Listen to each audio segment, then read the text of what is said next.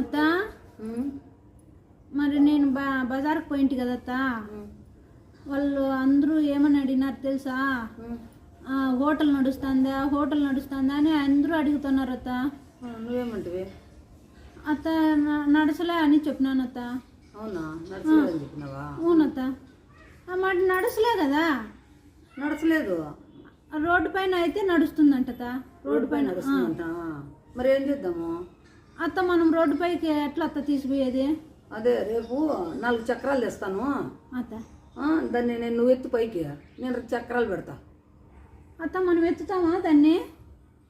నేను ఎత్తుతానా? నువ్వు ఎత్తలేవు మళ్ళీ, లేకపోతే వాళ్ళు నడుస్తాందే అంటే ఏమని? అత్త నడుస్తాందా అన్నారు, నేను నడచలే అన్నాను అత్త.